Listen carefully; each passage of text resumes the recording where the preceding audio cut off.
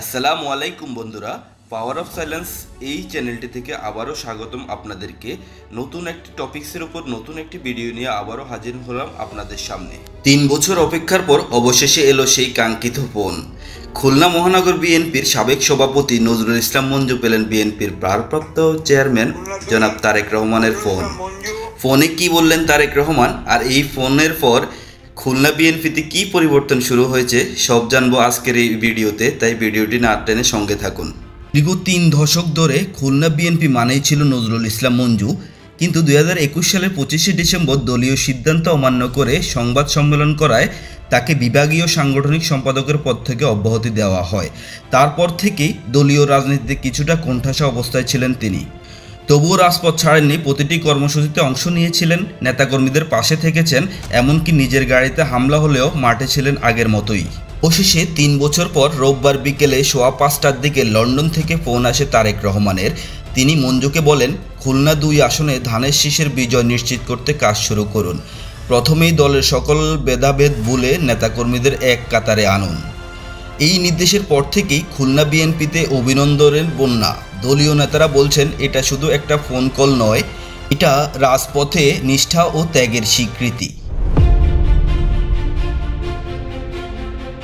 বাংলাদেশ জিন্দাবাদ, বাংলাদেশ জাতীয়তাবাদী দল জিন্দাবাদ।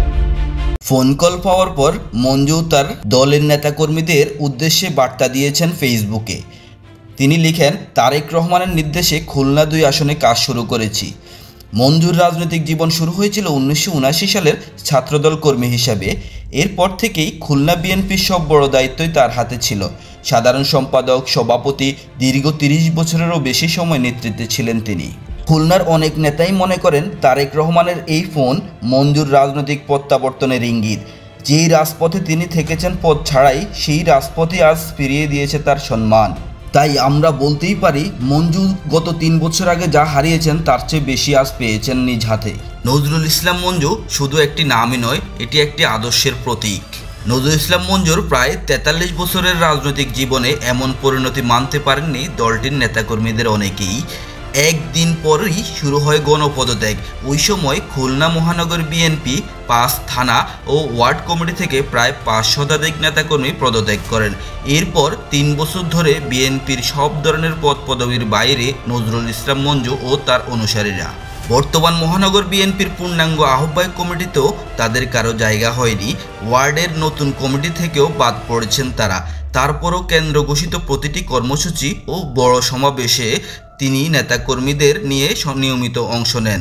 জুলাই অভ্যুত্থানে তিনি রাজপথে সরব ছিলেন।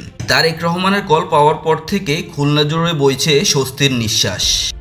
তাই আমরা বলতেই পারি, নজরুল ইসলাম মঞ্জুর গল্পটা রাজনীতির নয়, এটা এক নেতার বিশ্বাস, ধৈর্য আর আনুগত্যের গল্প। খুলনা জেলার 1 ম্যান আর্মি, বিএনপির ভ্যানগার্ড, তারেক রহমানের ভ্যানগার্ড, বেগম জিয়ার ভ্যানগার্ড নজরুল ইসলাম মঞ্জু এগিয়ে যাক স্বমহিমায়, এটাই কামনা। বন্ধুরা, ভিডিওটি ভালো লাগলে লাইক দিন, কমেন্টে মতামত জানান, আর এমন দেশ বিদেশের আপডেট পেতে চ্যানেলটি সাবস্ক্রাইব করে পাশে থাকুন। ধন্যবাদ। আসসালামু আলাইকুম ওয়া রাহমাতুল্লাহ।